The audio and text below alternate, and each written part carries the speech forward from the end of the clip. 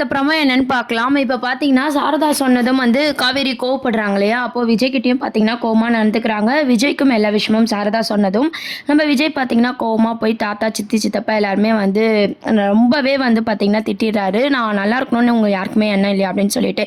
இவங்க பேசிட்டு இருக்கும்போதே பார்த்தீங்கன்னா, ஆட்டோ சவுண்டு கேட்குது. அம்முவ கூட்டிட்டு காவேரி வராங்க. பார்த்ததும் விஜய்க்கு ஒண்ணுமே புரியல. "நானே வந்து கூட்டு வந்திருப்பேனே, எதுக்கு நைட்ல தனியா வரீங்க?" அப்படின்ற மாரி கேட்குறாங்க. அதுக்கப்புறம் பார்த்தீங்கன்னா, காவேரி என்ன கேட்குறாங்கன்னா, "நீங்கலாம் யாரு? போன ஜென்மத்துக்கு என்ன பந்தம் இருக்குன்னு சொல்லி எங்க அம்மாகிட்ட பொண்ணு கேட்குறீங்க. ஃபர்ஸ்ட்டு நீங்கலாம் யாரு? எப்படி இந்த உரிமைய எடுத்துக்கினீங்க? ஏற்கனவே கல்யாணம் ஆயிருக்கு.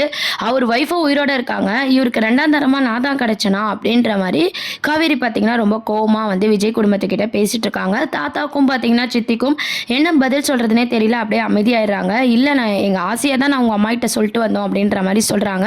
"நீங்க ஆசைப்பட்டா போதுமா? நான் ஆசைப்பட வேண்டாமான்னு?" சொல்லி காவேரி கேட்குறாங்க. "இப்போன்னு இல்ல, இனிமே எப்பவுமே இந்த கல்யாணத்த பத்தி யாரும் பேசக்கூடாது.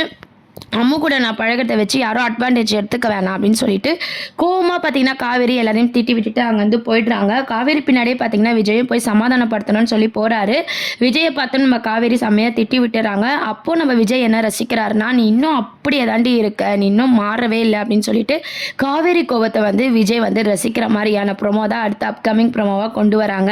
இப்ப எல்லாருக்குமே தெரிஞ்ச விஷயம் தான், காவேரிக்கு கல்யாணத்துல விருப்பம் இல்ல. காவேரிய இதுக்கப்புறம் விஜய் வந்து எப்படி சமாதானப்படுத்த போறாரு?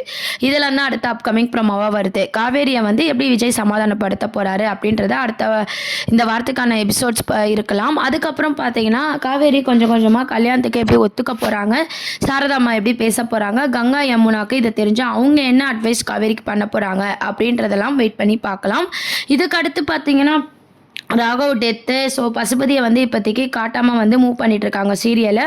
விஜய் காவேரி மேரேஜ் சீனை தான் வந்து அப்கமிங் ப்ரோமோவும் கொண்டு வராங்க. மேரேஜ் நடக்குமா, இல்லை காவேரிக்கு பழசெல்லாம் ஞாபகம் வருமா அப்படின்றதெல்லாம் வெயிட் பண்ணி பார்க்க வேண்டியது இருக்குது. காவேரியை சமாதானம் பண்ணி காவேரி வந்து மேரேஜுக்கு ஒத்துக்கிற மாதிரி தான் இதுக்கப்புறம் வரும் எபிசோட்லாம் வரப்போகுது. என்ன ஆக போகுதுன்னு சொல்லி வெயிட் பண்ணி பார்ப்போம். தேங்க்யூ.